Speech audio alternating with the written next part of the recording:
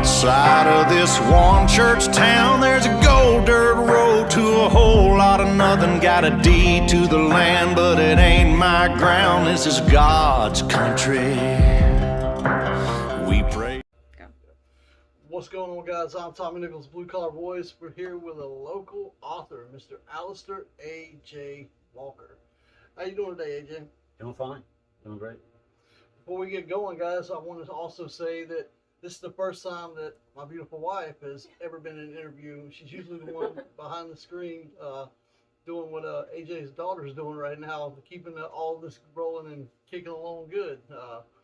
So Sarah's able to sit in on this one, so I'm really glad.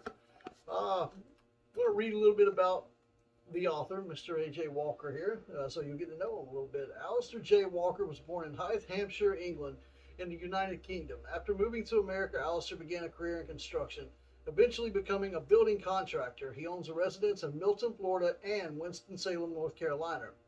Alistair owns and operates RIP Enterprises, LLC, Rip Roaring Reynolds, and Alistair J. Walker's publications. Serves on many boards, including the Santa Rosa County Historical Society, the Gulf Coast Writers Guild, and administrates a social media writers group. Alistair has 4 beautiful children that he raises alone. Alistair is the author of the books The Kenosis Epidemic, The Road Forbidden, Drowsy Dreamers, The Foreboding Fable of Siren's Bog, The Nightmare at Elf Street, and many more. And these are some of the ones that we're going to discuss here today. I was able to read these two along with my wife, and we're going to be speaking to him about these, and he's going to also tell us a little bit about the ones you see here, and also about something that's going to be coming up here that not a lot of people know about, but we're going to jump right into it. So, AJ, tell us a little bit about how you got started and everything into the whole book writing thing, how it came to be, and where you got your ideas from and all that stuff. Well, the first one was an idea I had about, well, I think it was to do with I think I had either just read 1984 or seen it on TV, the movie George Orwell's 1984, right? Which is very, it for when it was made, it called out a lot of stuff that's happening now. Yeah. But I didn't like that it was bleak and rainy and miserable and cloudy and very dark. If you watch it, they use that lens that makes everything dark and horrible looking. Yeah. And it just seemed to me that if you watch that or you watch dystopian movies like The Running Man, they're always dark and gray and everything looks like Gotham City, dark and cold and dreary. And because I think they're setting a mood for you that you have to feel the end's coming. But in my brain, I kind of went, I just don't think the weather will change so badly that in the end times we won't have summers and picnics and birds chirping. And so I kind of wrote mine as if it was going to be normal, life as usual. I think when the end comes, it'll be life as usual. I think I think when things go wrong, like when 9/11 happened or whatever happens in life, or when World War II started, people were going about their business when these catastrophes. They weren't sort of gray skies over foreshadowing that something bad's about to happen. It was just get up, brush your teeth, go to work. Right. And then boom, all of a sudden we're in a world war, or we're in a state of emergency just like that. And the other thing is that I didn't like good guys and bad guys. I thought there are so many people, even in the world today, that are in the role of a bad guy, but they don't know it. They're not bad people. They don't even know that what they're doing is wrong. They just don't see that they're part of a system that's doing. So I wrote it about 2 guys they're the bad guys, but they're not bad guys. They're good guys, really. They're wonderful people. They just don't have a clue that they're in the system. And that's about the Kenosis. The Kenosis Epidemic, Epidemic, right? yeah. Yeah. And one thing that I did notice, of course, is the Kenosis Epidemic, and these 2 books right here are a big difference and a big jump. It goes from serious to children's books. Children's books. And most writers, we discussed yesterday, that's not something that most people do. They usually get in one lane and they stay in that one lane. He did it a little bit differently, as you can see. He wrote his serious stuff, and now he's got the 2 children's books along with the other ones as well. But there's something special about these books right here, and that was his children were heavily involved in it. And If you get a chance to read the foreboding fable of Sirens Boggs, you'll notice the names in there, and he'll tell you about where the names come from, and also how they came to be with his children's involvement. How did you go from a serious one to children's books, and how did your kids play a role in that? Well, the thing, after I wrote Kenosis Epidemic, I went to my house in North Carolina in Winston-Salem, and I was driving back. I told my kids in the car, I said, "You guys going to stay with me on this trip?" And they did what they always do. They said, "Oh yeah, Dad, well, because I go at night. I don't want to go through Atlanta at 2 in the afternoon. I want to go through there at 2 a.m. Yeah. So, and then at my age, when I drive into the darkness, I get tired. But if I drive out of the darkness into the light, so I'll drive all night and go into the sunset. And if I'm getting drowsy, when the sunrise, when it's coming up, I can make it. Right. And if you'll know, from Winston-Salem to Atlanta, it's crazy. So it keeps you. But when you go from Montgomery down here, it's so boring and bland. Yes, There's no city. It's just highway, and you'll fall asleep at the wheel. And if you're talking to me in the car, I can go 12 hours, no problem. But and I said, "You guys going to be with me?" And then, "Oh, Dad, we'll be with you." So we left the driveway, and they're gone. And I'm like, "Oh, I got to be alone on this whole trip." They're gone. They put a movie on, and they fell asleep. So when I hit Atlanta, I got an idea for a children's book. An idea came from Atlanta to, I think, the Alabama border, Opelika, whatever that is. So I got this idea. When I hit there, between there and Montgomery, I got another idea for another kid's book, none of which are these. And I mulled them and mulled them and mulled them, and I just went, my gosh, a children's book. I mean, I'm in the middle of this thing, which is very serious. And I don't know how to write kids' books. But I mean, I was already writing Kenosis, and I didn't know how to write that. I was just doing it. Right. And so I came back here, and I just shelved those. I sat them to the side, and I just finished, because Kenosis is almost 40,000 words, and it's very serious, and it had the editing and all that stuff. So I was up to here in it. And now that I'm in it, I've been in it this many years, I can do things quicker, and I can be more resourceful. But in those days, everything took me a long time. Right. And so I didn't even have time to really mess with it. And then one spring break came, and I picked the kids up from school, and Rip got in the car, and he said, "I have an idea for a book. Witches, and there's a witch, and there's 3 little boys, and they go up to her house and mess the whole thing up, and then she turns them into teddy bears. Except she's not a bad guy, she's a good guy." And he said, "So write a book." So I did what I always do. I went, "You write a book. You're capable." Right. This is probably, he's 13, so he would have been 10 about 3 years ago. He would have been 10. I said, "You write a book, write it out." And so he said, no, you're the author." And I said, "I'm not an author. I hadn't even 3 years ago. That published in 2018, so I'm not sure if it had even been published yet. So I was on the fringe of publishing my very first book. Right. And people out there who don't write may not know, and you guys may not know, but when you're that new, you are so to walk around now and people to call me an author, I'm starting to be more used to it. But in those days, I was not running around calling myself an author or thinking myself as an author.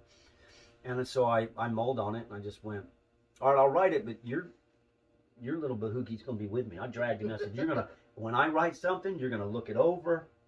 And Rip is my negative kid. All the other 3 are, he's my critic. So I'd come home, and he'd read it, and he'd be like, "No, don't like it, don't like it, don't like it, change that. And I'd be like, "Okay, we're not changing. You get input, but to a degree. Because he didn't like anything." And I always tell my kids, if you're going to give me a problem, then give me a solution. If you come to me and say, "This is an issue, but we can do this," bring me the positive. Don't just bring me the negative. So I'll say to Rip, "If you don't like that, what do you like?" "I don't know." "Well, then we're not changing it. We're not changing. If you don't have a solution to the problem, we're not changing it." So when I started writing about 3 boys that come from this village, I thought, when I've got a village, and they come to this village, and so I thought, what if we had 5 villages in this county, and what if there was a witch for each village, and what if all the witches were sisters? And so I started to develop this concept, and then I didn't think about it at the time, because I'm too dopey to think at the time. At the time I'm writing, and my brain doesn't go, "And then you got to do 4 more books." My brain didn't say that. My brain just went, "That's neat to have a backstory." Yeah. So I started writing, and I thought, I'm going to make the 3 boys like Alfred Hitchcock appears in all of his movies in a little cameo role. So I thought, I'll name the boys Blogsy, Rip, and Miles. So I made the boys Blogsy, Rip, and Miles, and they come from this other village. And then I thought, what if I do the next book on the next village, and then the village? But each new book, I bring one character from the book before, so that when you read that book, there's one character you're familiar with. Yeah, it's and then when I go here, I bring one character, which will kind of make you want, because you already know somebody at least in the new book. Following the story. You're following the story. And so then somebody told me that when I decided to have 5 villages and 5, somebody told me that 5 witches makes a coven, and that's the number of points on a pentagram. I don't know any. I'm a Christian school kid. I don't know any of that stuff. I just went, oh, that's coincidental.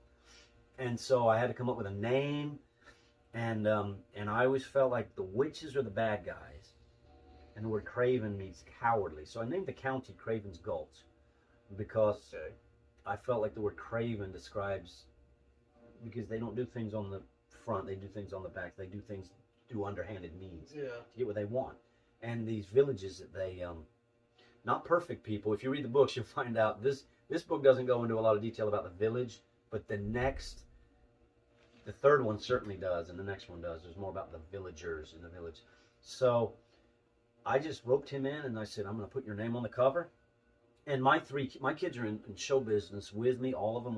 When I write plays, they do plays. If you can go online and look at our videos, and they sing. But Rip is always the one that doesn't want to. He's like, no thanks, Dad. But in this case, he kind of was happy. I mean, to see his name on a printed book and to go to school and say, and my dad and I wrote this book, and if you look on the back cover here, then he's in there with me. So I have Rip in there. I make sure I put him in there. And so it was kind of neat for him, because I thought, my gosh, at 10 or 11 years old, to be a published author in my life, I'd have been over the moon. Oh, man. So I make sure I put him on there, but sometimes people will say, you're just being cool to your kids. And I'm like, no, it was his idea entirely. Now, I might have ran with the idea, but I never had the idea. He's the one that planted that seed. I never was going to write a book about witches or a kid's book. The 2 that I had thought of earlier, I just was going to shelf. I just went, the Kenosis ends on a cliffhanger, and there was a sequel. So I was going to head on to that sequel. Right. And I had started it. I'd written about 3 paragraphs, and it dried up. It wasn't there. It wasn't flowing. So when I got that one, it went. There's the book, done. Wrote it, and that's when I had always had a small premise for the second book, which the very last illustration is being done today. He sent me it this morning, and the picture is done, but the background's not. He's coloring. So when that's done, my artist is in the Upper Peninsula of Michigan, so he's 40 feet away from Canada. So I send him a tube, and then he sends them back, and we take them up to we have them scanned in digitally, and then we can clean them up and cut the edges and make them look, and that's how they end up in the book. But I always want the originals, because these are my books, and I'm going to frame them one day and put them up. So so I'm going to send him a tube tomorrow, and then the next book, which is called what's the next book called, Elizabeth? The Terrifying Tale of Apparition's Corner. So this town is named Siren's Bog. Then the next town is called Apparition's Corner. And then, help me out, what are the other 3 towns called? Tempest Valley, Bogle's Folly, and I cannot think of the other one. Bogle's is an old Celtic word for a spirit or a ghost. Bogle's Folly is what I named So, really? Did you know that? I didn't know that. Yeah, see, there you go. And so these are my 5 towns' names, and I gave them sort of that Sleepy Hollow town name, so that, I mean, when you hear the name, you know something's going on in that town. Right. And then I assigned each of them a witch based on the things that you feel and hear during the haunting season or Halloween. So the first one is named the Howling Witch. The second book she's called the Screeching Witch, correct? The third one is the Weeping Witch. I wanted one witch in there that was a little more morose, more sad. She's evil, but she's not, she's kind of, I don't want to use the word heartbroken, because she's evil. She's not heartbroken, but she weeps as she commits her. There's more heaviness to her. There's more to her. So yeah, there's a weeping witch. Then there's a screaming witch and a screeching witch. All the noises you hear in the woods at night when they terrify you. Kind of like a banshee. Right. Type deal. And so they're all kind of, and I went screaming, howling, screeching, and screaming. They're all sort of, these 4 the same, and then the weeping, that's slightly off. Yeah. I wanted one which was slightly off kilter. And so, believe it or not, when I finished that book, I had a premise for the second, and I started to write it, and it flowed pretty well, and I had a tiny little idea for the third, but nothing concrete, and I had nothing for the other two. And then Elizabeth will tell you that it was about a year that went by from finishing the second book writing.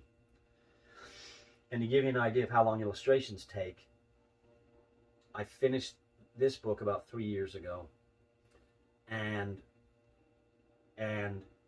the second one behind it I finished about 6 months later. It's about 2.5 years ago I finished the second book, and we're just going to publish it probably right before Christmas. That's how long the illustrations and the editing and all of that takes. That long to get from now. If you were Walt Disney and you wanted to put something together, you've got hundreds of people, and they can. But when it's just you and your my mother edits, then I send it away to be edited, and then it comes back and my mother re-edits, then I edit, then we send it back. So it gets edited like 6 times, so that so many eyes are on it in case you miss one little thing. Yeah. But then with your illustrations, you want them to be. He has a way of drawing, Anthony, that's very. Yeah, he done a great job. He brings a certain morbid feel to it all, and which I like. And so so when I got through with that book, it was not until maybe a year ago when I started the third. And believe it or not, when I finished the third book, which is the longest of the 5, it's a very long book, but it's about all the townspeople. They're all in it. When I finished that, I knocked the other 2 out. Elizabeth, in 2 weeks. 6 weeks. Was it 6 weeks? It's about 4 to 6 weeks. Month. Yeah. I knocked it out. They came to me. The idea. I said, I've got an idea for the 4th book, and I Got wrote the it. ball Boom, boom, boom, rolling, and it just.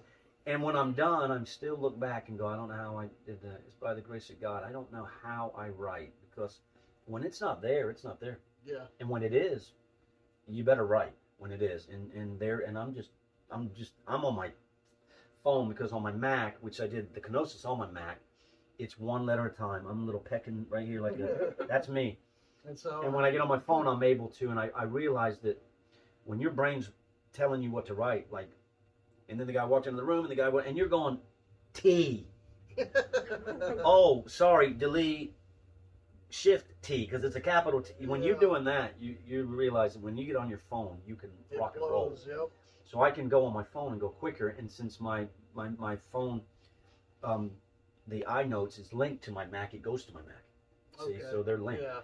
So it made things so much easier, because I had it on my lap, and on my phone I can just like get on the sofa, kick my feet up, put on some Pandora music, sit there and just go at it. Yeah. And it's hard when I was writing, your shoulders are getting tense, you're getting tense, and you're like, you don't realize, because I'm not a typer. Yeah, and then when you get done, and you're stand done, up and you're like, this stinks. Yeah. So it's much easier to just lay and write, and you got to make, because I'm telling you, when you can go through the house all day and it's quiet as a church mouse, but if you sit down to write, then that phone rings and that phone rings, and there's a knock at the door, and your dog gets loose, and the neighbor's saying your dog's in my the moment you sit to write, here it all comes. Yep. And you just go, holy smoke, and then tomorrow you're like, nothing. Okay, I think I'll sit and write. And there goes the phone. Yep. There goes and you're just like my God. Like the universe is. They don't want you to get it down. Absolutely not. So all 5 books are finished. They're all done. How long before, I know it takes a while, but before the whole series is done, how long are you looking at? My illustrator is not an illustrator for a living, so he has a job. Right. So right now he knocks out about 1 illustration a week. So if you take a book like this, it probably has 24 illustrations. You're looking at 1 a week. You're looking at 1 book 6 months. So if we're published on this book by Christmas, and he starts the next one, we can probably put out 2 next year. So in 2022, we'll put out the next 2, and we'll put out 1 more this year. So we'll have 4 out of the 5 done. Oh, okay. And then probably in the early 2023, between Christmas and July, unless sometimes he can knock out 3 in a week, but sometimes he cannot, and it depends on if he's. Well, I mean, and that's a good timeline too, because after you get done with 1, it's like a movie, a sequel. You don't want it to pop out the next day. Right? No, you don't. You do have to. For it to develop, and it also builds the readers that are interested in this stuff. It builds that, want to, to see what's next. Exactly. And I do have people busting my chops for the next one, but if you look in the pictures, you can kind of tell when you look at, say, that picture is not going to take him as long to do as, Some of the more say, detailed yeah, the more ones. detailed. That one's not going to take as long. Yeah. And there are little themes that I do in these books. Like, for instance, in this book, if you look very closely, I've hidden pumpkins in every single scene. Oh, so you got some little Easter eggs. So in there. there's pumpkins in Yeah. every scene, jack-o'-lanterns, I should say. Oh, it sure In is. every, I somewhere didn't know that. they're in there, and I make sure because that's the witch's theme. So in the next one, I'm not going to tell you what's in the next book. No. In the next book, but you'll find something in every single page of every single book. I didn't catch that when I was reading it. And then on the very last page, I tend to put what you're going to find in the next book on the Yeah. list. So if you look, you'll see what's on the next book coming. And I did that because I thought I wanted to attach something like creepy jack-o'-lanterns. Well, and the ending to it, I'm not going to say how it ends by no means, but it's perfect because you think everything's good and everything, and all of a sudden you flip over and then, boom, and your excitement gets hit again because you're like, oh, this isn't the end of it right here. Here comes round two, getting ready to roll. And so the way you set that up is absolutely perfect. And when I was reading it, like we spoke yesterday about the three boys, you know, it was the way they go in, boys being boys, and you know, every book has a lesson, many lessons in them. Right. And these are, you know, something in there telling kids, you know, they were told, don't go down there, don't do that, Right. don't go down there. And Don't go down the witching they were path. boys being boys, and what they do, they went down there and they paid the price if they would have listened. It's every kid. Yeah, Yeah. exactly. And I try to make it so you can read it to your 5-year-old and then put them in the bed without them having to freak out. It's Yeah, not having nightmares. nothing I write. Even this is called The Nightmare at Elm Street, but it's nothing. There's no blood or guts or gore or anything in anything I write. Now, now on the Nightmare at Elm Street, this was the one. This is the reason I wanted her That in was this my one favorite. because Was it? this was Yes. her favorite one right here. Really? So I'm going to let her ask you some questions about the Nightmare. Sure. Now, first off, before she gets talking to questions, everything, ask questions. Tell us where the idea came from and all that, like we ran through a little bit yesterday. Just Right. break it down. Tell us how it came to be and everything, and a little bit on it. Okay, I'll go light because we have some snippets from yesterday, and I'm sure you'll put them out so Yeah. people can see the more detail. But for the short story is that the truth is, I always felt like when you're writing a book, when I look at books or movies, the only stuff that comes out all the time. Now it's more so now a little bit more with scary movies around Halloween, but really when I was a kid growing up, the only thing that was recurring always was Christmas movies, Christmas books, Christmas Charlie Brown Christmas special, that kind of thing. And so I always told my kids that you want the pinnacle of books, you need to write a Christmas book. Because if someone buys this and reads it and they lose it, too bad. But if there's nothing to remind you to get this book. Nothing. But if you buy this book and lose it, then when Christmas comes around, you're going to say, where's that book? You're going to go looking. When you don't find it, you're going to go buy another copy. Yep. And I'm not saying that in the way of money. I'm not interested, I mean, in the royalties. I'm not talking about that. I'm talking about in the way of keeping it in front of you and keeping it sort of like a family tradition. Exactly. This is the night we break out the Nightmare at Elm Street and read it to the kids. It And we do becomes that a every part night. of that. It that becomes a family. part of your Yeah. traditions. And so I said, so we need a Christmas book. And like I said, on the way to my brother's funeral in Michigan, which if you know from the Florida Panhandle to Michigan, it is a ridiculous drive. And they're going, the only way to get your kids through it is to, in the big Denali, you got the fold down TV and you put the DVD in and you just watch and they're watching whatever they're watching back there. And Elizabeth's up front with me and we're chatting and the other three in the back. But you know when you hit a certain point, they're just going to go to sleep and I'm going to drive all night.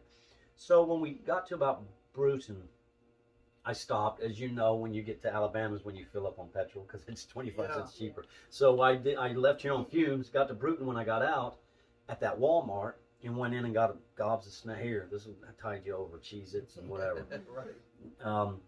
Then we got in the car and I went, you know what? Put the DVD thing on because this I think it was April, and so it was almost warm here. But as you got up there, it was snow still when we got to Michigan. It was snowing. It was snow everywhere. So it got colder and colder. And oddly enough, I stopped a lot because right after Bruton, the water pump started to go out on the truck. So I was stopping every couple hundred miles to put water in. And as we got closer, it was less and less. So when I arrived to my brother's, when my brother had died, I had to run down after driving all night and get a water pump to put on my truck. Oh, wow. Which was a little surreal because I was using my brother's tools and he had been alive a week ago. and now he was dead. I was grabbing his tools, and it was very strange. And they had cats, so I was hopped up on, because I'm allergic. So I was hopped up on Benadryl and changing out a water pump. And Elizabeth was like, first time working on a call with me, and she's having the time of her life. She's like, "Oh, this is great, Dad. I'm having a blast with you." And I'm like, the next day I don't remember who I was, where I was, because the cats really do it. So I have to be. So we keep having to stop. So I said, put it all away, and we're going to write a book. And they were like, well, what do you mean write a book? And I said, Elizabeth's going to get her phone out and record. And while she's recording, we're just going to bounce ideas off each other. And when we get home, she'll send me the recording. I'll listen to it, and I'll see if I can. If I can't put a book together, then no big deal. But if I can, let's make it a Christmas book. And Miles said, I think Miles came up with the title. He said, Nightmare at Elf Street, didn't he? Miles, that was Miles' idea. And so I said, okay, so what you're saying is it's going to be about elves, not about Father Christmas. It's going to be about elves, and there needs to be something bad. But then I had to say to them, this is a kid's book, so there's not going to be any Freddy Krueger ripping out your guts and killing you in your dreams. Too bad, yeah. And I said, I would like the character, no matter how bad he is in the book, I'd like him to be redeemable, because it's one of the most beautiful things you can put out there is redemption. And so I said, let's make him redeemable, because he can't go too far. And so they just start talking, and they got a real education about how much more creative you can be when you're around creative people. When you're creating and they're creating, and it's this cauldron starts to bubble, you start realizing that I can write a book, and you can write a book, and you can write a book, and they can write a book. So we can all write a book. But when you're together, you can do something that only all of you together can do. That it would never, if I alone could never do this, because I'm getting so much from you and so much. And it's a beautiful really thing. Special. Yeah, it is. It's a beautiful thing as a team to see that. And so they started going, and then we got back, and they went back to school. And one day, she hadn't graduated. She was still in school. And I said to her, could you please send me that? A couple of months went by, right? Mm-hmm. And so it must have been August or September, but it was still hot out. So I listened to all of it, and we're giggling, cutting up, and yelling at each other. That's a stupid idea, and then we're laughing, and no, that's a great idea, and I'm trying to make heads or tails of it. And so I'm sitting, and so I put on Pandora and put on Christmas music, and cover the windows, shut the door, cover the door with a sheet, cover the window, make it dark in here. Put on Christmas music, and it's 120 degrees outside. It's like August or September. Had to get in the feeling. And I had to be in the mode, and I start writing this book. And I went, well, I would like his name to be Freddy, the main guy. I'd like his name to be Freddy. And so I came up with Freddy Keebler. I went, Keebler, that is a real surname, so it's not like I'm stealing. But then I went, I don't want to be affiliated with, I wouldn't worry about lawsuits from the Keebler come. I wasn't worried about Nabisco or whoever. I wasn't worried about that. I just kind of went, I don't want to be piggybacking on it. Yeah, because everybody would think that. Right. Keebler elves and even the title is The Nightmare at Elf Street, not A Nightmare on Elm Street. So it's not A Nightmare on Elm Street, it's The Nightmare at Elf Street. So it's not even that close. Yeah. And I almost put The Nightmare at Elf Street Bakery. I almost put the word bakery in there, but I left it out because the bakery's on Elf Street, so you get it. And so that's why it was very important to me, if you look at this, it was very important to me in the cover that the word elf is in the street sign, hanging on the corner of the street there. And it's Magic Street and Elf Street. So Elf and Magic is the corner where the bakery is. This is the cover, so it doesn't, that bakery's actually on the corner, but this is the cover had to be. He needed to be further back to make a shadow. So So once I established my main guy, and like I said, if you read it, it's more like Phantom of the Opera.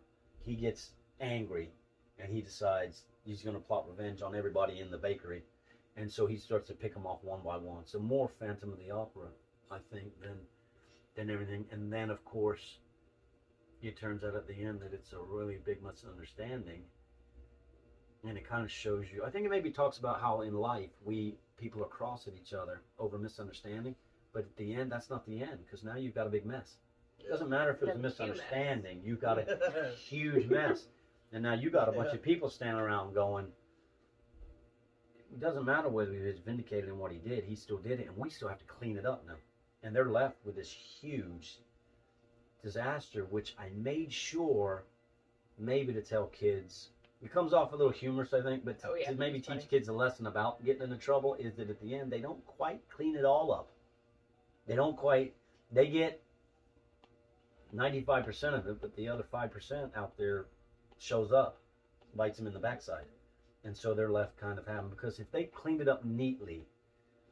Because remember, they all worked for Father Christmas. He'd have not known anything would have went on. And if you read the very last page, you realize he figured out what went on.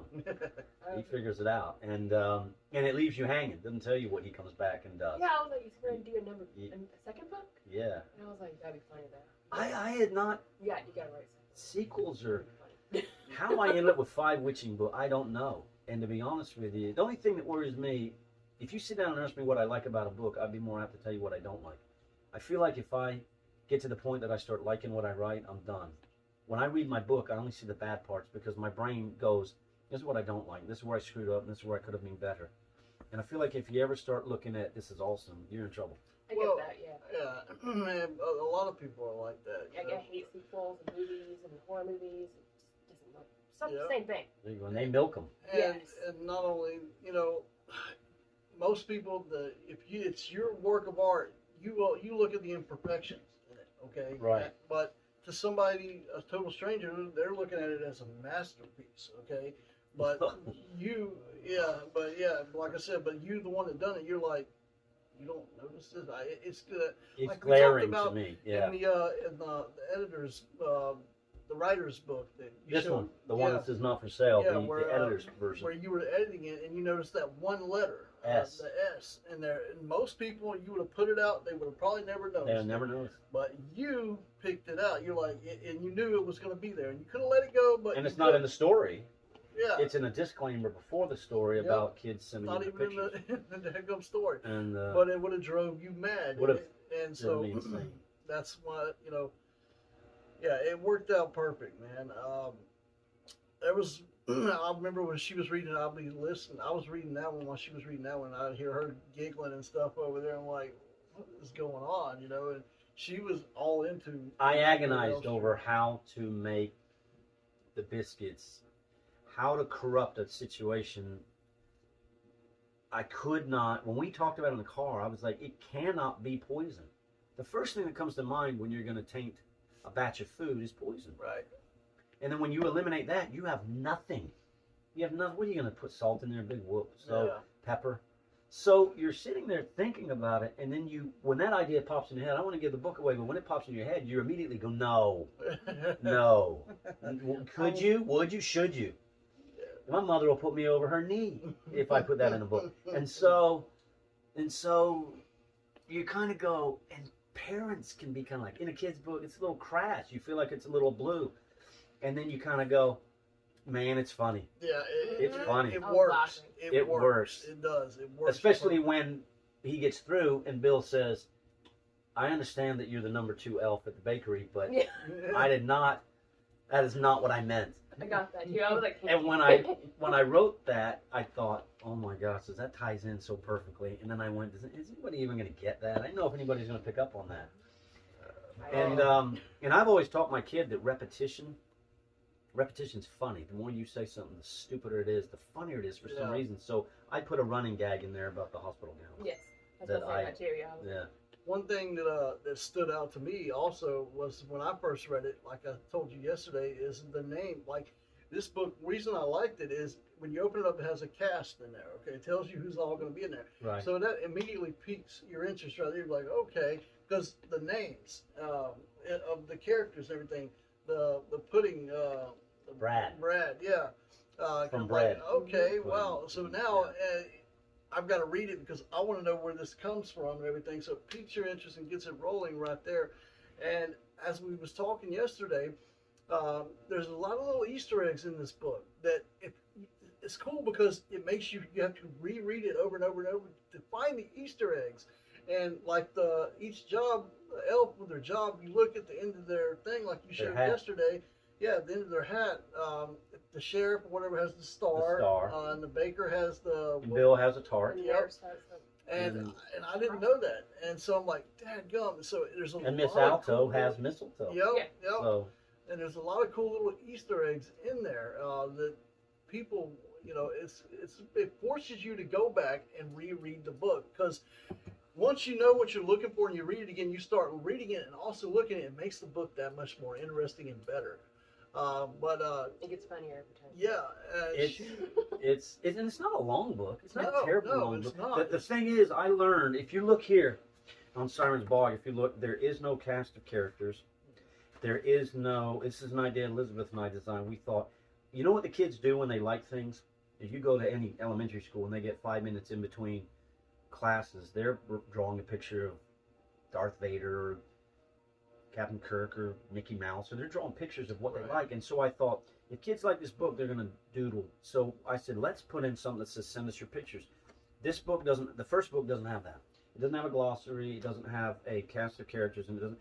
But I thought, if they send us pictures, we'll put them up on our website. Yeah. Just put little Timmy. Of course, naturally, it must be done by you. You cannot steal things.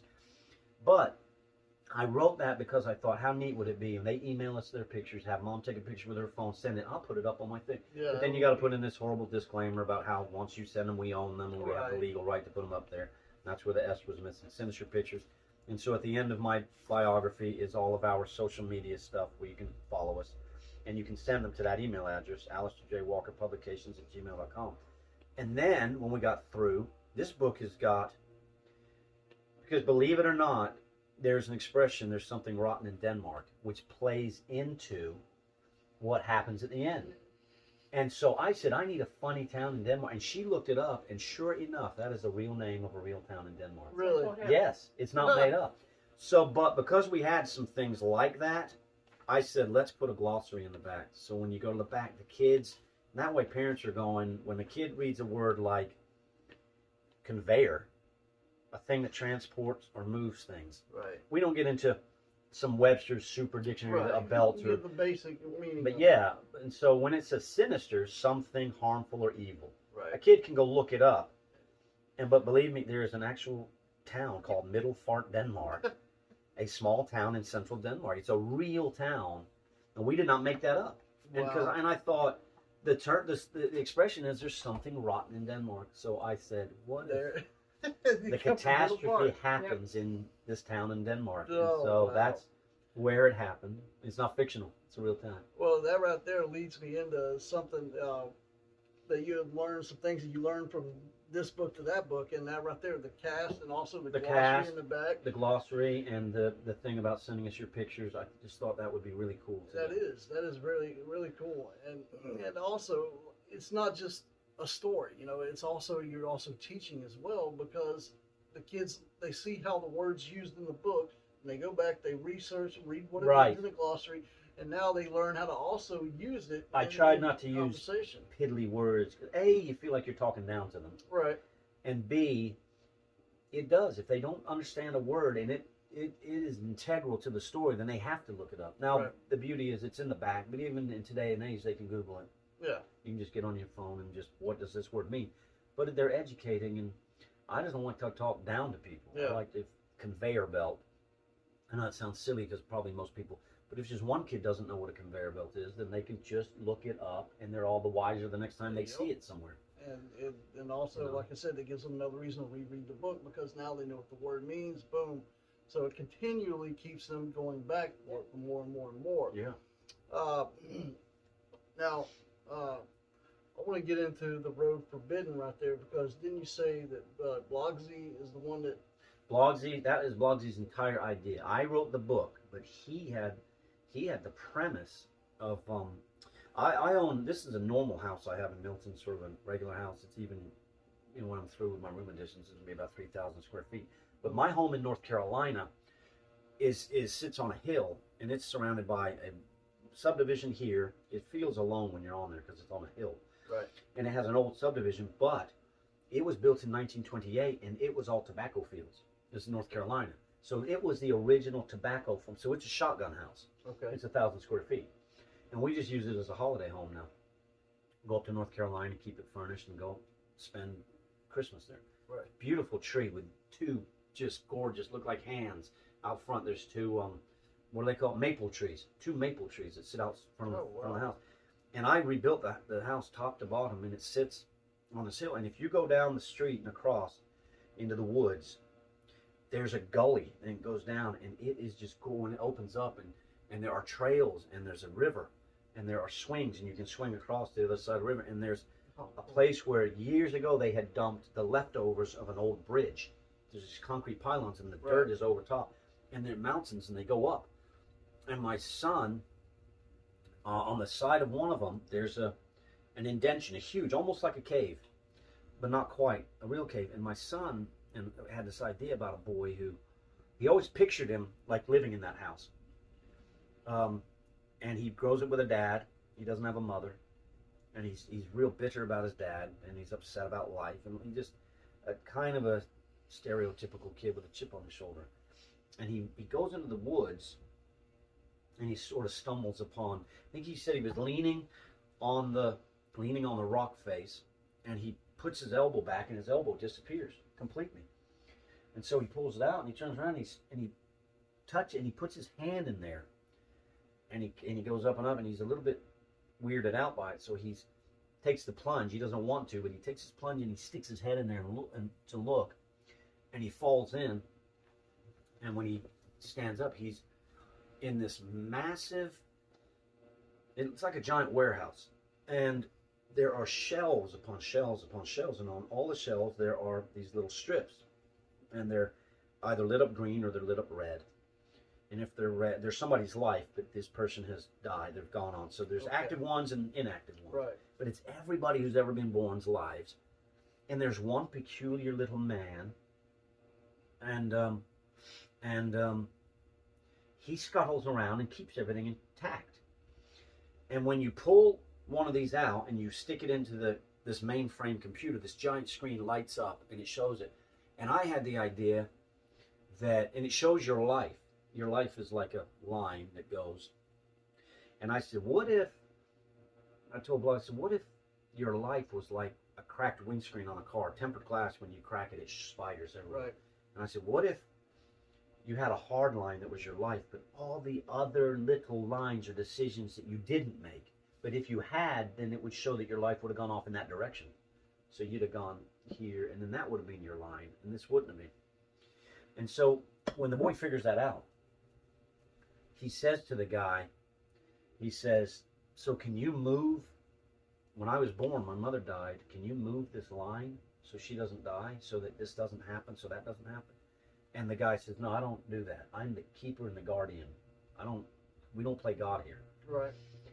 And there's a reason that there's one God and he's not you, because he knows what he's doing and you don't. So don't play God. The whole book is really about playing God.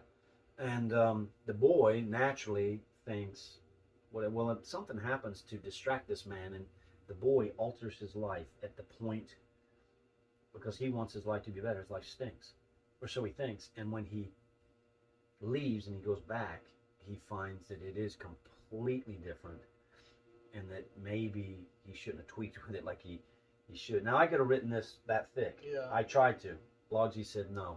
He said, if Dad, when a kid sees a book this thick, they'll read it. But if they see one like War and Peace, they will run. Teenagers, this is written to 12 to 18, 12 to 20, young adult. It's written to them, or this one, I should say. It's written to them. And if you make it huge, they won't read it. No. They will not. Yeah, short attention span. Right, and make it accessible. So I cut down the boys' home scene. I cut down to next to nothing. But when it was all done, there was just something about that boy that I just thought, Blogsy, you've done so much for this book with me. Because I wrote it, and I would write a section. He'd come home from school, and I'd sit him down. I'd say, let's go over it. Boom, I'd read it to him. I'd say, do you like this? I wanted to name the kid Miles. And he said, he's not a Miles, he's a Toby. So he insisted on that. And I listened. I said, okay, if he's a Toby, that's fine. Stick him in there. He's got one friend in the book that's named Rip, so I stuck Rip in there. Try to sneak him in. And Blogsy was like, I'm okay with that. You don't see him. He's just mentioned slightly once. But at the end, because I put a few pictures in the boys' home, just the bunk beds in the boys' home. I just thought it would be when his wife died, I thought at the beginning. The picture of the computer, too. Yeah, and so I thought at the end, the boy is very much like Blogsy, and you can see the boy who's running away and Right. from his problems and running away from life. So at the end, I thought I want to put a picture. So Blogsy's the boy in the book. Well, that's my son Blogsy, and I didn't want him to look happy. I wanted him to look at peace and content. Right. I said, we're not going ear to ear. We want to, and he just jumped in the bed. And it's Elizabeth's bed, actually. He jumped in there, and I said, that's it. That ends the book. And you can see that's a very poignant picture to me because it shows he's going through that doorway for the very last time. Right. But we had to come up with he said, what do you want me to, what's the guy going to be? And I said, well, ironically, in old England, the protector, the word for protector is reeve, and the protector of the shire was the shire reeve, which fast forward to America in the future, you get the word sheriff, shire reeve. Okay. The sheriff, it comes from the word shire reeve. Reeve means protector. It's very ironic that two men that played Superman were named Reeve, Christopher Reeves and George Reeve, but that means protector, Reeve. So we named him the Reeve. So when you read the book, he's the Reeve and he's the protector, but he is not there to tinker with. All he does is keep things, and that somehow these little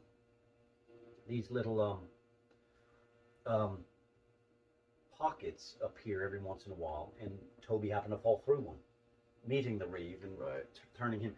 But the truth is, at the end, he finds out that the Reeve was a little bit more involved than he said he was going to be. It's not It's a Wonderful Life. At the end, he says to the boy, he says, you didn't need an hour. You know, we have these, you didn't need a dream, but you needed the reality of being separated from that other life for a long. So when he ends up in the boys' home, he's there for a year. So he's in the boys' home for a full year, and he left him there to stew, because that's how we are. I mean, we really don't need to see an advert on TV for starving Ethiopians. You need to go over there. Right. It would be different. It is sad looking, but when you're there, it is totally different. And if you lived there for a year, you would sure enough reprioritize your life. So he doesn't get a little vision of what could have been like. And I'm not having a go at It's a Wonderful Life. I love the movie, but you little vision, and then you repent. And the guy was like, that doesn't stick. You need to live it. Yeah. And so he sticks him there and leaves him there. Yeah. It's kind of like the butterfly effect type deal. You don't want to mess with something. A little bit, in as much as you. And I always felt like if you look at that spider, some of them do lead back. You can make this decision and this one differently, but still get back to there. Makes sense. Some of them, because not this coffee at the Tom Thumb this morning rather than this one, I wouldn't necessarily turn mankind into chaos. Yeah. But the weird thing is, maybe it could. We don't know, do we? We don't know what little decision makes the difference on whether that one would have put the lid on right and this one wouldn't, and this one spill and you have a car accident. You don't know. This is true. So it's a kind of a neat thing to explore. It's kind of a fun, and that's what I love about the covers, because you can just faintly see him walking back into the light. Yeah. At the end of, there's something about woods, a long passage of woods that make us feel. Teaches you, another lesson there is it's teaching you that as bad as you think you're in, there's always something worse out there. So, Yeah, you think you got it bad. He really messes things up badly. And that's one thing that I personally have always tried to preach about. No matter how bad of a situation you've got, there's somebody that would gladly trade places with you right then and there. Everybody out there has a worse. And the way he fixes it, actually, one of the things it shows is that the way he fixes it would have worked on paper. It did work on paper. It's perfect. But in real life, it didn't. And it shows him that there is so much more we don't know than what we do know. Yeah. And so when he gets to that point where it's logical, and it's almost like Adam and Eve when she took the bite and goes, well, this does taste good. So it only makes sense that we should eat it. And you're just going, no, there are bigger things that you don't understand. Right. But it made sense to her when she bit it. She wouldn't have given it to Adam if it had tasted horrible. Right. Or if it had a big, or if it was poisonous, she'd have dropped dead. Because it seemed logical, they kept down that road. Yep. And when he gets there and makes his decision, he finds out that when you put it in your mind, it was perfect. And then it wasn't. Yep. Not at all. So. Now, There's another book that is not yet to come out yet, but I've been lucky enough to be able to hear the audio version that is out, not publicly yet, but it's on its way. I'm very excited for it because it's centered around something here in Santa Rosa County that everyone knows, and that is the Imogene Theater. Okay, and when you listen to this audio, it puts you there. Okay, it doesn't mess with the theater or anything like that. It adds characters in there, and it's so real. I had to stop in the middle of it and ask him, "Is this based on actual people and events?" Because it seems like something you would hear of, that happened and occurred, but nope, it's something that he created. Tell us a little bit about this book. Well, this book is probably has a lot to do with when I was in high school. There was a movie with Christopher Reeve called Somewhere in Time, where he falls in love with a woman and he goes back in time to meet her. And there's just something about, there's a certain amount of feeling to a historical building that when you step inside, you feel, and the Imogene is one of them. It has a feel like it's 1927. Yep. And when you walk in there, and now being on the board of directors of the Historical Society, we have our meetings, our monthly meetings and events in the parlor downstairs. So when you go in there and you sit and you got your notebook and you're going over events, and mostly our job is to try to beg people who are going to take a historical building and tear it down and beg them not to, and try to get people to understand that if you have a story about Milton or old photographs or anything, share it. Don't throw it away. Don't get rid of it. Keep it. There's no way you can put every old picture of Milton up in a museum, but we want to try to preserve as much history. And of course now, if you go back to the 70s, buildings are not 100 years old, but we're still trying to save some things that are. So we sit in there, but you sit in there in these meetings and you talk, and you're in a building that in 1912 was built, and people were in that same building in the exact same spot you're sitting in, talking over things, and you're thinking, they are so long gone. Now we're talking 109 years. They are so long gone, and so many generations before you, and they came in and they went upstairs and they left the world behind and they watched a play or they watched, and so I thought there probably are ghost stories. I mean, there's ghost stories to everything, but I thought I want a definitive, hard ghost story about this. And so I went home and I thought, is it sacrilegious?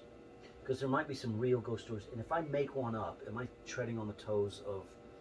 But then I kind of looked at the Blair Witch and the Loch Ness Monster and Bigfoot, and I started going, they had to start somewhere. Yep.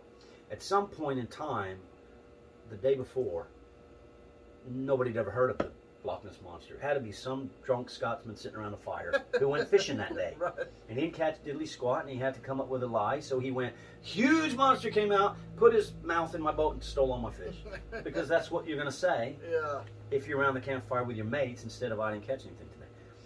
And somehow that thing just got bigger and bigger and bigger and bigger. And I'm probably, there are a lot of folk stories that started with alcohol I'm sure. and a campfire. I'm sure. But they get bigger, and then it helps. Like the Blair Witch might have been a local thing, but as soon as you make a movie about it, Everybody knows then about it. people, when you see a set of woods you don't like, you're gonna go, you going in there and going, no, that's a little too Blair Witchy for me. So you make expressions based on that, and so here we are. And I thought, well, what if I create something that could? There's no guarantee what 40 years will bring. Right. But what if 40 years from now it becomes a big folklore? That this man, didn't he? If you can cast a little doubt in people's minds of whether he was real or not. Right. Because he's not, he's fictional to a degree. I mean, in 1912, when that theater was, because the movie starts in 1912, but the whole movie mostly takes place, or book, in 1927, 15 years later. Mm-hmm. But it starts at the opening of the theater. Right. And you just know there must have been a caretaker, a custodian, there must have been a man Absolutely. there. And so I wrote this story, and it's the story, to be honest, there's a lot of my heart and soul into that book. I don't mean there isn't here, because there is. I put a lot of myself in these books. Writing is exhausting for me because but in Echoes of the Imogene, I call it Echoes of the Imogene because I just felt like that the walls had stories that would echo out if they could talk to you. That there would be these, and I thought, this is just the Imogene echoing something that happened to her, because it's a little bit of a marriage. This man had lost his wife, but he was married. He had remarried the Imogene Theater. Yeah. That was his wife. He loved and took care of her. Yes, he did. And so and they argued and fought. He fussed. There was a leak in the roof, and he fussed about that. And and that is a true story. I brought that up because we on the board over the years had a leak in the roof that was just annoying us like crazy. We just put a new roof on it, but there was a leak that annoyed us, and you get a drip on the stage. And I thought, I'm putting that in the book. Yeah. So, and roofing in those days wouldn't have been like roofing now. Oh, no. With big sheets of vinyl that you can put down. But so you're thinking, I bet there was a leak in the back of the stage, just enough to annoy the guy. Yeah. And so he is at a crossroads in his life where he gets some news in his life. I'm not going to give the book away, but he comes to this cross and he's faced with the rest of his life, whatever that is, 10 years, 20 years, 30 years, 3 days. You have to read the book to find out, but whatever it is, he sees something and hears something that he thinks maybe 40 years ago he'd have never given an ear to. But now that he's at this point, when this much of his life is behind him and this much is ahead, even if just from his age alone, if he lived to be 90 at his age, there was far more behind him than ahead. Right. And he was left going, I wouldn't chase fairy tales 30, 40 years ago. Wife and kids and life, but here I am, and this thing has a lot to do with my bride, has a lot to do with the Imogene. It has something to do with this. And it's almost like your wife is keeping a secret from you. And you cannot, we as human beings have no ability to turn our back on a mystery. Right. We wouldn't, it's a Scooby-Doo thing. You cannot turn your back on a mystery. When Shaggy's like, let's get in the car and leave, the other three are like, no, we got to figure this out or it'll drive us crazy. So he's like, my wife is keeping a secret from me because he's married to the Imogene. And there's this, so he starts to look and look and look and look and look. But I guess as he's looking, he finds out a lot more about himself, a lot more about the theater, a lot more about, and I guess in the end, it has as much to do with life as it does death. It does. It has a lot to do with death, but it has a lot to do with life. But it mostly at the end, I can tell, I think without giving it away, it has to do with him finishing out his life on his terms, his way. Right. Because he is a devoted customer, and his boss is a wonderful human being, the man that runs the Imogene. But nonetheless, almost his entire day is made up of do this, do that, do this. Somebody else telling him what to do. Even if it's just the doctor saying eat right, that's just advice. You need to eat better. You need to take better care of yourself. Right. There's always, at the end, it's 100% him being in control of his actions and not one outside influence. Even her is not. He wants to do this. He needs to do this. Yeah. And he feels that this is afterlife and this is life, and somewhere in between are these two hands that grasp each other. And while one brings the other one over, there's a lot being brought back to life in what he left behind. And so in that moment, there's so much of ourselves in that, in so many, like I said, when I wrote this book, when I went up to my brother's house, and he had just died the week before, but when I had to get something out of his study, when I walked in, his computer everything was where he left it, and your brain just goes, he was in the middle of something. I don't know what he was in the middle of doing, but he was in the middle of something. We leave unfinished business, and it seems like he didn't leave any. He didn't leave, his name's Issachar, because Issachar was the son of Jacob, of the 12 tribes of Israel. But of that, he was born of the lesser sister, Leah, not Rachel. And his name means just a worker, a common workman, like a blue-collar man. Right. Issachar means the guy that's going to rake your leaves in your yard and mow your lawn. He's never was he ever meant to be a congressman or a senator or someone up here. Issachar, working man. Right. And that's why I named him Issachar. And Perfect name.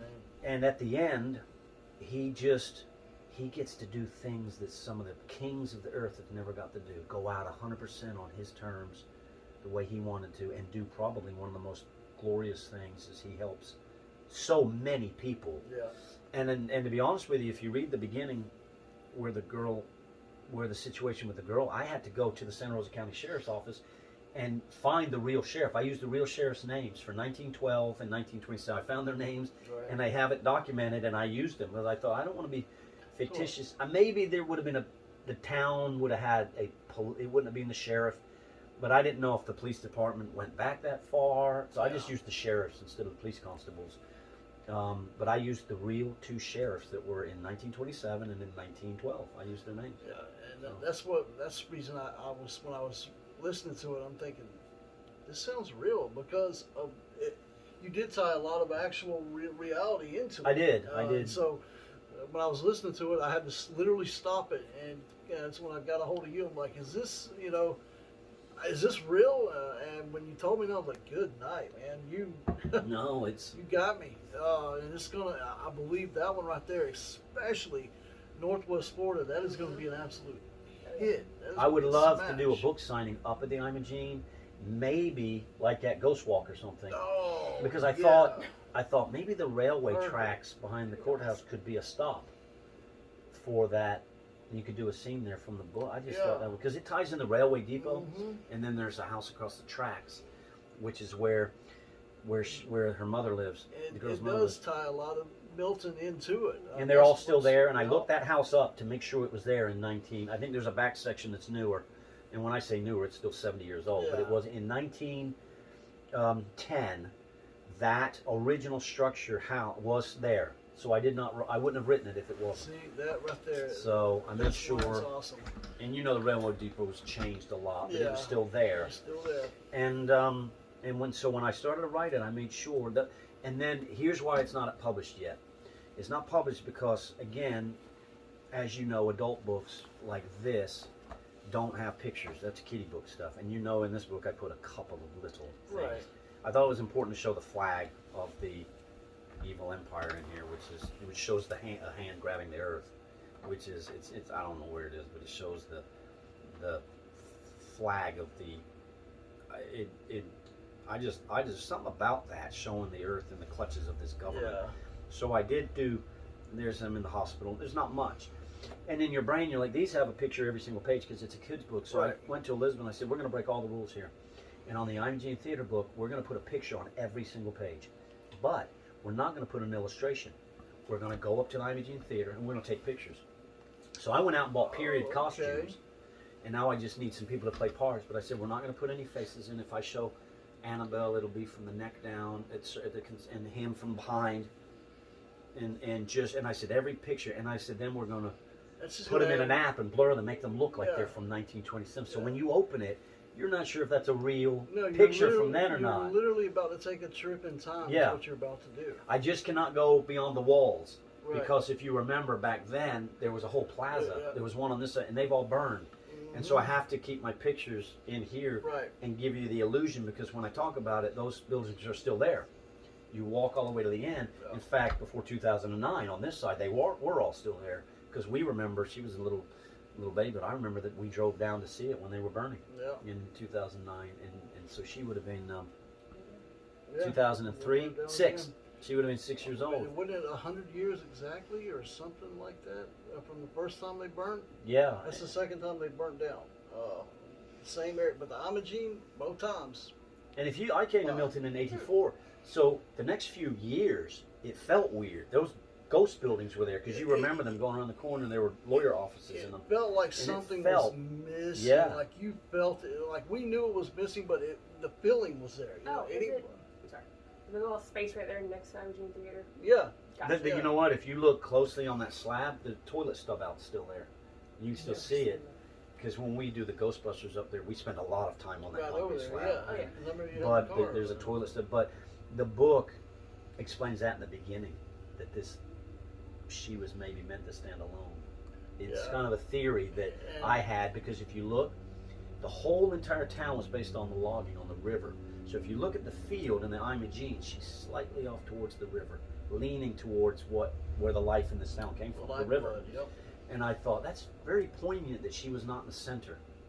They were built one building to this side, which was gone a very long time ago. She would have been gone. Right. It burns up. And so she's off, just slightly leans towards the river where the life of the town was. And like you talk about, like you said earlier, when you walk into that building, you immediately feel it. It's literally like you're walking back in time. I mean, it's hard to explain for those that's never been in there, but No. it's if you go in anywhere, it doesn't matter, Milton, anywhere, Like the old Sanger home, Theater in Pensacola. Yep, any feels that old way. building you go Yeah. into that's been there a long time, there's a lot of history, and you walk into there, you feel it. It's like the walls are trying to tell you stories. It's like you're walking into an echo chamber, basically, you know, where everything that's happened is still going on. There's an energy about it. There is. And it is, I love the Imogene, and like I said, I know that is going to be a home run. And what you just said right there about the signing at the Imogene, I think that would be cool, especially Ghost Walk, because Yeah, all Ghost that Walk, would yeah. do would build on the legend to help really get it rolling. People right could be there. sitting waiting to go, and they could be reading the book. Yeah, and then the pictures and stuff. How you're going to do that? That's going to be very cool. It's more of a. It's not. It's She and I are about to embark on taking the pictures. We're about to do that. But honestly, when I was done with the book, this is the weird part. Is because I always do the book in order. You get the book finished and you're ready to publish, and then you start looking at maybe the audio book. But on this one, for some reason, I needed that audio book done like right away. I don't know why. My brain was just like. And so as I was doing the audio book, my son was from a little boy, I've raised him to do impersonations of people. Right. And I'm very okay at it. I mean, I've always been able to do impersonations of people on a very okay level. yeah. But he somehow is gifted. He can do phenomenal Frank impersonations. Caliendo. He can do David Puddy from Seinfeld like he's in the room. And he will, and since that's such a hilarious voice, he'll narrate funny, and he can do Morgan Freeman, and Oh, wow. and he does a lot of impersonations, and but he does the best Patrick Warburton I have ever seen. He'll do Kronk's New Groove, and then he'll take a serious movie because he can do. Schwarzenegger. He can do Arnold Schwarzenegger, and he will. And I taught him. I said the way to do it is to, when you take an impersonation, say something they would never say. It makes it funnier. The funnier, because all I do is an old Ross Perot and some George Bush and things from years ago. But I taught him how to do Arnold Schwarzenegger's. I said, find something he would never say, and say it, Yeah. and put him in. So I thought maybe I'll get him. He really does do a good Morgan Freeman, but he just redoes the monologue from Shawshank Redemption. Okay. My Yeah. friend Andy crawled through. Well, he uses that for everything. And he'll my brother Rick crawled through 3 miles of homework to get to his. And he'll do that on every. It's hilarious. So I thought, what could he do? Because when you read the book, you could possibly see it narrated by Morgan Freeman. Yeah. Possibly. And my brain went, who's spot on perfect? Sam Elliott. Yeah. If you watch Tombstone, you go, it doesn't have a Morgan. It is so much more Sam Elliott. Yeah. And so I found a guy who could do Sam Elliott. And I said, I'm not looking for a ripoff. This is not comedic. But Right. if you have that sort of Style. sound, Yeah.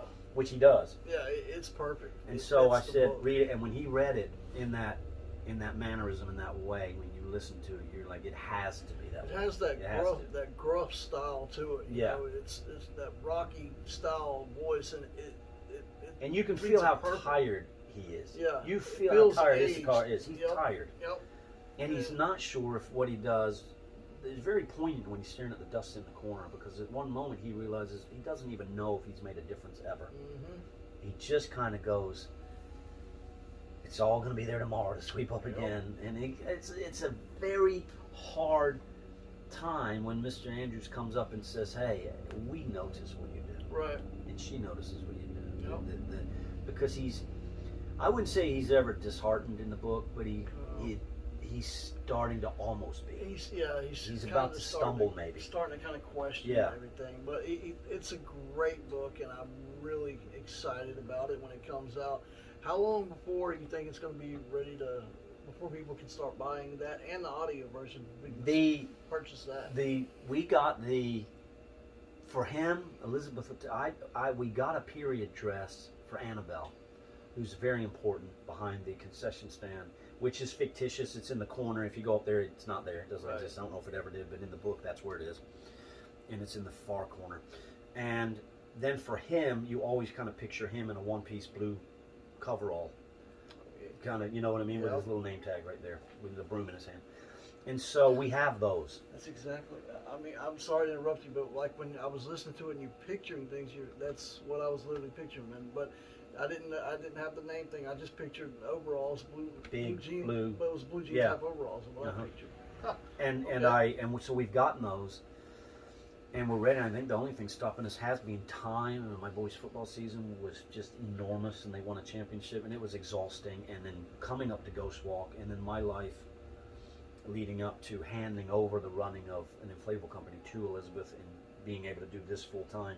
Right. We are now at the point where we're looking at being able to go up there. Just being on the board of directors, I have the key, and I go in and we can. I always message everybody and find out if it's okay. I never Right. make assumptions on going in the theater without saying I don't want to interrupt anybody Right. doing anything. But the board never tells me no on it. They always are very accommodating, and they'll tell me if someone's going to be in there because there is a church in there on Sunday mornings. Yeah. So we're going to start the picture process soon, and we're going to go to the railway tracks, and we may he has a friend, Mrs. Weaver, that he talks on the porch, and if you go up Canal Street and you turn a hard left onto Berry Hill and you go up to the charity shop, a couple of houses before that is kind of where I pictured her house. It's got a nice little Okay. white porch Okay. on it. Right. But you have to get permission from these people. You cannot Yeah. just stand out there and snapshot Yeah. their Run house. up there real quick. And you have to go up there and get paperwork signed and say, would you mind if I Yeah, I put don't your think- house in my I don't book? think you have a problem with that, especially because So- you're highlighting the area and Right. everything you're doing. So I don't think you have a problem with We that. don't show his house, and there's a reason, because I always wanted everybody who read the book to picture his house on their own. I don't want to show a picture of his house. Well, I want you to figure out, but everyone else's, we're gonna put them in there. I'll tell you what I pictured. Me personally was just a little single room thing where he walks in with a. For some reason, I don't know why, but I pictured like a table and a candle on the table and him, sitting right there. That's Yes, what came to mind with me. I don't know anybody else. it is a Or simple It's very sort of simple. a kitchen, dining room setup, and then almost Ralph And Cramden honeymooners, table was- except the other way. The table was Sort of, wooden, yeah. homemade, like a homemade type table. Right. And so, I'm not exaggerating at all. When you hear this, you're going to be able to close your eyes and take a ride, okay? And you're going to be able to experience everything. It's almost as if you are there, okay? It's hard to explain, but it was basically like I was a shadow watching this go on. It's very clear. I'm not overdoing it. You'll understand once you hear it, okay? I can see a movie for sure. Yeah, oh I know, God, yeah. maybe on a small budget in a local town, but when But Elizabeth and I still- talk about it, you feel like you could put something together that would Yeah. be worth watching. Yeah, that seriously, story you holds. really could. So along with your books and stuff and all that, and your work and all everything you do, I want to ask you a couple questions about writing and all that, if that's Sure. okay with you. Yeah. What advice would you give to folks that are wanting to write a book? What would you tell them? Like if they got a book, they want to write one, but they don't know, or anything. Any advice to somebody wanting to write a book? I would say if you can get a book, if you can stand on the corner out here and you can hold the book in your hand, if you can take somebody and get them in a car and drive them about 3 miles up the road, because when I say I'm going to write a book and then I'm holding it, if you have them drive about 3 miles up the road and hold the book, that's how far it is from I'm going to write a book to the book. It is not, I'm going to write a book, here's the book. Right. There is a long road, a long road. One thing I tell people is write. Write it down. You get an idea, because you can jumble it around later. But for now, pen and paper, iPad, tablet, whatever you have, write. I don't mean at work when you're supposed to be working. But I'm saying when things, write.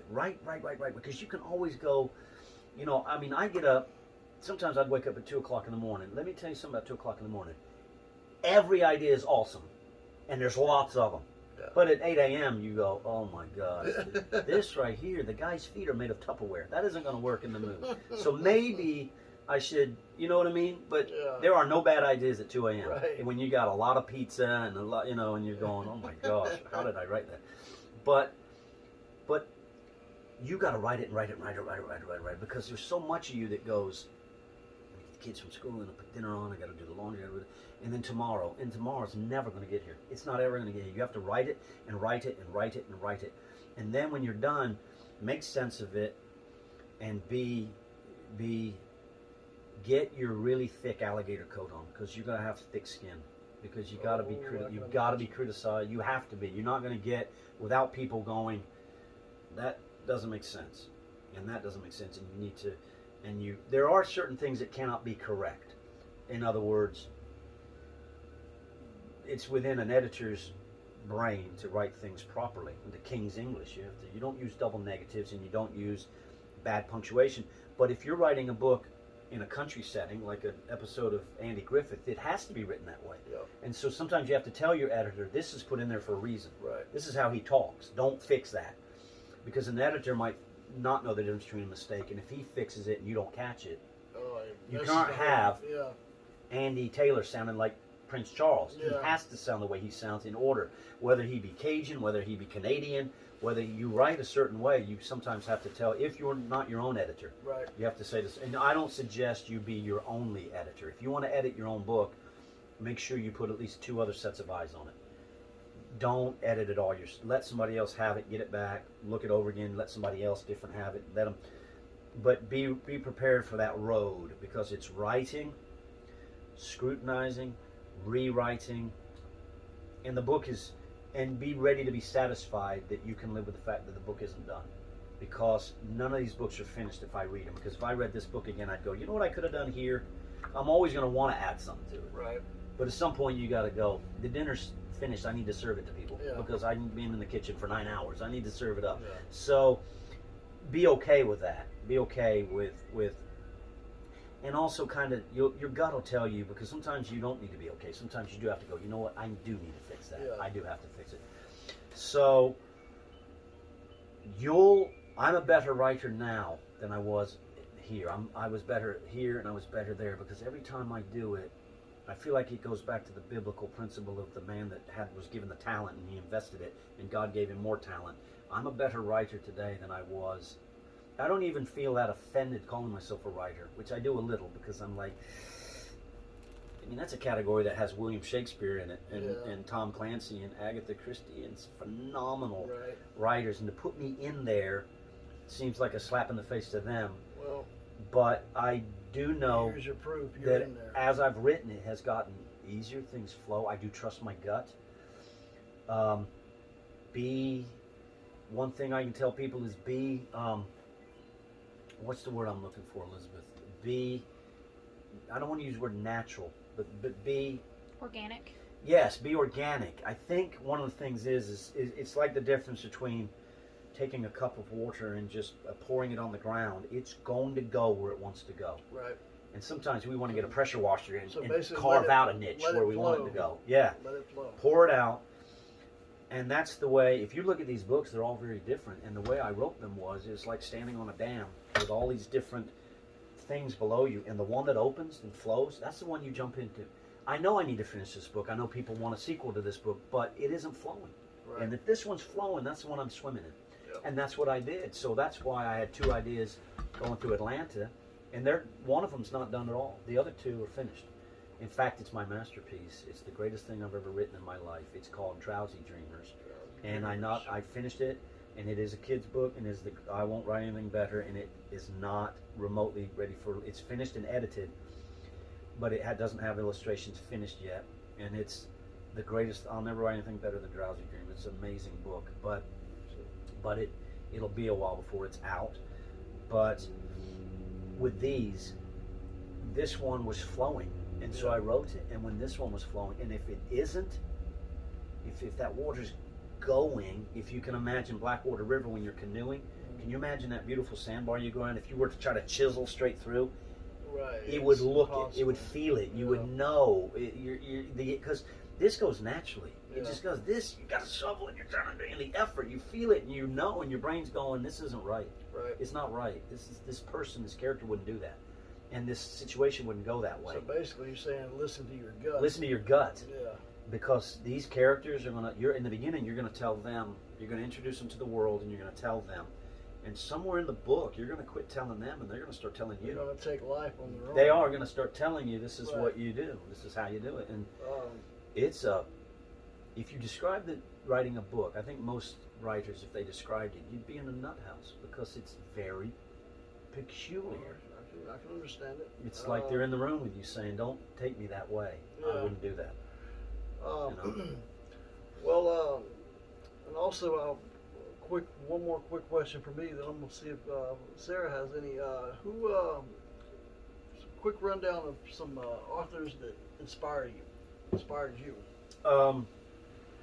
Well, like I said, when we were little, growing up, I have got 3 older siblings and then a sister that's only 17 months apart, and there's a big gap in between. And my father was British Army, so he was never home. He was always gone Right. to Malaya and Germany and Northern Ireland. He was on maneuvers all the time. In the 70s, the world was a different place, and so my mother. So there was a big gap. So while my oldest brother's 12 years older. So while when I was 4 and 5, they were finishing highs. In Britain, you finished at 16. So my brother was out of high school when I was 4. So so most of my life growing up, I remember them being in the house, but most of my interaction was with my sister Becky, and my mother would put us to bed. But they didn't have bed. Maybe they did, but I wouldn't know because my bedtime was way early. Right. And my mother would come in and read us stories. But because life got in the way and she couldn't always do that, she would record them on a tape, and then we could play them at night because she had other things to do. She was a mother, and she had 3 other kids and a Right. husband. And so my sister Becky and I could go to bed on the nightstand between the beds, or if we had bunk beds, and we could play the stories. And she read a lot of Enid Blyton, which was can you look that up? Can you look up some Enid Blyton? The 8 O'Clock Tales is what they were called, I think. 8 O'Clock Tales, and there was. I have her book if you want it. There was. Can you bring it? Yeah, bring it I'll up, get it. and I could show you. But there was one about the. I think there was one about. There's one about these invisible. I think there's invisible trolls or something that have prickly things on their back, and they lay on only one side of your bed. And if you get up in the morning and you step on them, it puts you in a bad mood all day. Hence the expression, you got up on the wrong side of the bed. Right. They're not on this side of the bed. And these are things. And then there was one about a guy who was snotty and rude to everybody, and the north wind came down and caught him being rude to people, and he was saying things. There it is, the 8 O'Clock Tales from Enid Blyton, and there are book stories in here, and you can read some of those. But the north wind came down and told on him and said, you didn't wash behind your ears today, you didn't do that, and told on him to everybody, so he wouldn't be so darn pious. And so we and of course, being British, at my age, 1971, I was born. Naturally, my mother, we would have had Hansel and Gretel, and we would have had the Pied Piper, and you would have had all the things that most be Peter Pan Right. and Mary Poppins, and you had Basic stories. and you heard, and we had Bill and Ben the Flower Pot Men, which you probably never heard of, but I grew up with Bill and Ben the Flower Pot Men and the Magic Roundabout, and so there was a world of that. But Hansel and Gretel, and of course Goldilocks and the Three Bears, stuff everyone's heard of. Yeah. The Brothers Grimm. A lot of those.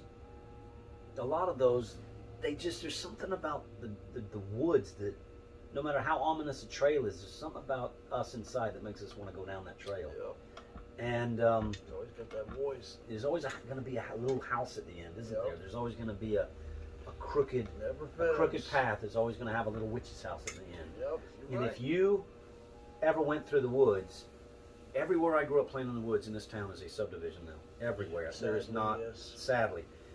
But in those days, if you saw an old dilapidated house, your brain conjured up some crazy old man or witch that lived in it. There's something about our brain that says, that cannot just be an old house that fell apart. It must be a little old demented man that murdered his family and lives in there. And it'll send you and your friends running the other way. So, I know exactly what so you're life, talking about. I guess, life makes us the mind. And I guess that's why you talked earlier about my kids helping me. Yeah. There is nothing like the mind of a kid. We Nope. grow out of that. We know it's a Exactly. crappy old house when we go in the woods now. And But you're just to thinking of them- bulldozers tearing it down. But Yeah, kids. Them, it's a whole nother universe. yeah, it's a right whole there. other universe of and so if you can get a hold of a child and wring their brain out like a sponge, you'll find so many crazy, Well, you know. that's one thing that I think makes you as an author unique. It's most authors, it's just them. You know, Right. It's just them writing. I've never heard of an author writing and it's books with their kids and everything. I've never heard of that. And anybody can write, just like we talked yesterday about like a little family tale that's in the family. But these are books that anybody can go buy. So these people are talented. Okay. You have any questions about any of the books or anything, or any questions about anything? My question. Which one? The first one you asked about the, what'd you say? Which I wrote it down. yeah, Yeah, you she's had it written down. Yeah. But I was gonna ask, The Nightmare. family. have you like grown more with your children and all that with writing books, or have you I will not. better connection? I will not think about when I look at the Nightmare on Elm Street. I don't think, or even Siren's Boggle. A lot of this, I will not look back at the writing of the book. I will always look back at the clowning around in the car when we were chucking ideas at each other and brother going, "Oh, that's the dumbest thing I've ever heard."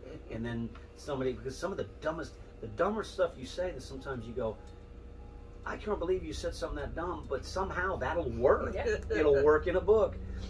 And like the hospital gown thing, it ended up in there because, and I said, I'm even put a little guy's bum cheek in there, and which I did.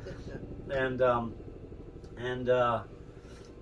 you know what's funny is if you look at that picture, the artist, he originally put like little hair on it, and I went, you just went from being cute to being disgusting and sick, because you picture an elf as almost like a child, and now you got him looking like a grown man. And I Yeah. said, get that off of there. Yeah. And so, because I want cute bum cheek, not Yeah. not 60-year-old not offensive. guy. Right. This guy's 400 years old.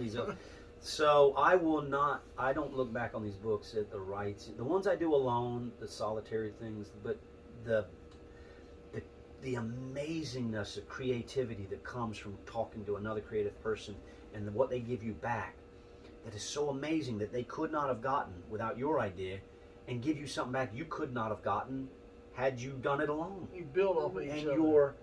you are creating some amazing stuff that can only be done as a group. And it is, and you giggle and you laugh from your belly, from your soul, in a way that my kids and I will remember forever. Right. They will, until I get Alzheimer's. It's the memories you created is what made it. I imagine And, more. yeah. Yeah. I mean, the book is great. Yeah, but to you personally, those memories is what is the most special thing about the whole thing. Well, AJ, it has been great speaking with you and getting to know you and know a lot about your very bright, very talented children. For anybody that's interested in purchasing these books, how would they go about doing that? If you take my name, Alistair, Alistair, Alistair J. Walker Publications. If you type that in on Amazon, you will get not only my books, but the t-shirts that I make. I make ridiculous t-shirts that have funny sayings on them. We will have books for all of these shirts, but I do have... Say, show. Yeah. Don't you have a couple of them? Yeah, Right here's one I made for my daughter. I saw that one. here? Yeah. And then here's one I made for my son. He's a Does he see goalie it? on his football club at school, so I made him this one. That's Yeah. And it says, "Hey ladies, I'm a keeper," because he's a goalkeeper. And I make and there's a few. Some of them are a little off color too, like the I have a doctor shirt with a doctor on it. You have to be our age to remember these type of things. But he says, "If this is my thermometer, where did I leave my pen?" No. So it's funny. And then there's one I wrote about marriage, which is I love. It's about it says marriage at the time, it defines marriage, and the husband and the wife says, "I wish more men would send flowers." And the husband says, "I didn't know Mormons couldn't send flowers." And, Oh. and then so the wife says, "They can." And he said, "So what's the problem?" She said, there is no problem. I just wish somebody would send me flowers. And the husband goes, well, why does it have to be a Mormon? And she goes, you're an idiot. And then at the bottom, the guy goes, you just can't talk religion with some people. And I said, that defines marriage right there perfectly. Yep. And so that's one of them. And then I do have a Joe Biden shirt. Oh, I can imagine. That, do you have it? The what? The Joe Biden? The Joe Biden shirt. You give me my phone, I can pull it up. She, that's what I was telling you yesterday. Sarah, she does a lot of shirts and stuff as well. Like this shirt right here, all my stuff. Right. She makes all my great shirts. I hate to go without showing the Joe Biden shirt. Oh, There hey, you go. Oh, she's got it. Yeah, I pulled a quote from Joe Biden, so that's the shirt. Guys, stay for reading. Yeah. I Trump, then the better. If the president had a bowl full of staples, Joe Biden. Oh, I love that. Yeah. wow. So I figured I gotta show it. Gotta show it. That is awesome. I figured great men say things worth quoting, right? Yeah. So you might as well quote the president. Yeah, right. Yeah. Also, social media and stuff like that. Do you have any social media or anything folks can follow you on? Yeah, but I've never had to go to my own social media site before, so let me read them to you. All right. Because I'm always, if I go to my phone, I'm already logged in. It's kind of like me on my phone number. You ask my phone number, I'm like, I'm not sure. I have to pull it up on my phone. Never had to call myself. Right. Facebook, Alistair J. Walker Publications on Facebook. Twitter, it's Alistair J. Walkie. They dropped the R and put a 1 there. All right. Walkie 1. But really the email is Alistair J. Walker Publication at gmail.com. And the reason why that is, like I said, if you buy these books and your kids draw a picture of any of the characters in there, send them to us, man. I would love to post. Yeah, that would be awesome. I would love to post people's kids' picture. I'd love to have a bazillion pictures of people's that would be cool right there. stuff. Especially right around Christmas time, have them all up. That'd be great. Yeah, and to go to a website of the author and see your picture, Yeah, I just think would be so cool. You know what I mean? And I'm also gonna, of course, when we put the video of the interview up and everything, we're gonna have all his contact information on there as well. So if you want to get a hold of him, ask him any questions. I'm sure he'll be glad to answer any questions you have. And also, if your kids want to draw a picture and send it to them, and so they can get on there, we'll have everything you need to do that. But anyway, Mr. Alistair J. Walker, A.J. Walker, it's been an honor, my friend. I appreciate it. Thank you. Y'all have a good day, guys. Tommy Nichols, Blue Collar Voice. Go. Till